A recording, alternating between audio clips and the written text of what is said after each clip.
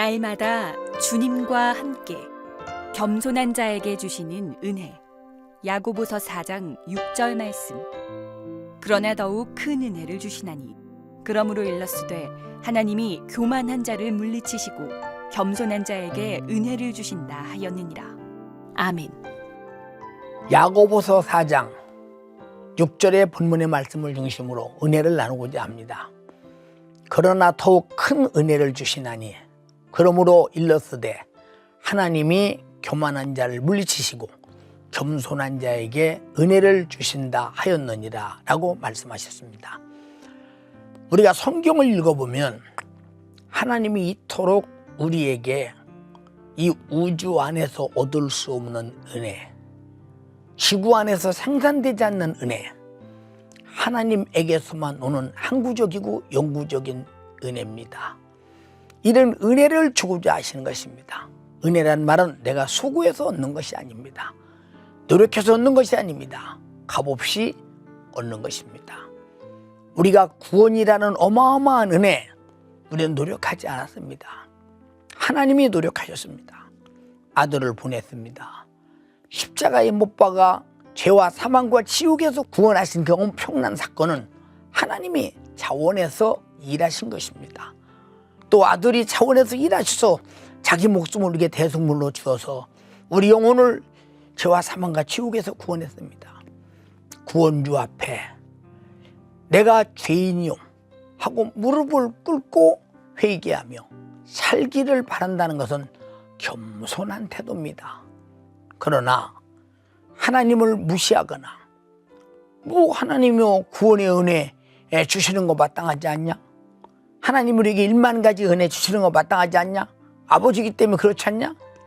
만약에 이렇게 교만하다면 하나님은 그 교만한 자에게 어떤 입장에 있어서라도 은혜를 베푸지 않는다고 했습니다. 오늘도 내가 숨 쉬고 있습니다. 하나님 은혜입니다.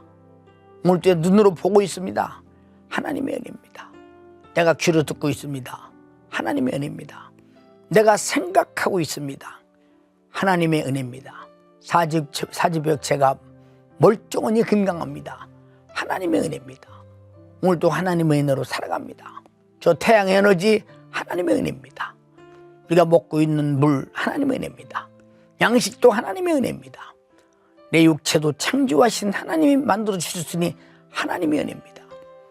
우리는 하나님 앞에 단 한 가지도 교만할 이유도 없고 그리고 교만할 건덕지도 없습니다. 우리는 피조물이요 그의 은혜로 살기 때문입니다. 다시 또 덧붙이면 이런 인간이 교만해서 하나님을 도전할 때 버리지 않고 아들 보내서 죽여서 죄와 사망과 지옥에서 구원했다고 할 때 이 어마어마한 은혜 앞에 감히 누가 고개를 들며 하나님을 도전할 자가 있겠습니까? 아마 양심을 가졌다면 할 수 없을 것입니다. 그러나 이 사실을 모르는 사람은 교만할 수 있습니다. 자기가 잘나서 똑똑해서 잘 사는 줄 알 것입니다. 우리 그리스도인들은 무슨 일이 있어도 하나님의 내게 주신 큰 은혜를 잊지 말고 주님이 우리에게 교만한 자를 물리친다는 말은 하나님의 은혜를 계속 받기 위하여 은혜로 살기 위하여 은혜로 더 깊이 들어가기 위해서 은혜를 제한 없이 주님이 주신 은혜로 살려고 하는 그 진실한 겸손함이 있다면 너는 언제나 은혜를 입을 것이로되 하나님이 내게 주지 않아도 난 살 수 있다 라고는 건방을 떨면 하나님은 교만한 자를 물리칠 때 그 교만이 자기를 패망으로 만들어 결국은 영육을 망치게 되고 말 것입니다. 오늘 또 사랑하는 성도 여러분, 만물의 은혜를 주심을 감사하고 아들 예수를 주셔서 죄와 사망과 지옥에서 구원하신 그 은혜에 감사하며 그리고 그가 우리에게 요구하는 것이 무엇인가를 순종하여 내 영혼의 때 부유를 위해서 겸손하게 하나님의 뜻을 행하며 감사로 아버지께 나가되 하나님께서 우리를 오늘 또 겸손한 사람으로 복된 사람으로 축복된 사람으로 사용하시는데 조금도 교만 때문에 버림받지 않도록 하나님이 값지게 쓰는 축복된 겸손의 날이 되기를 주님으로 축복합니다.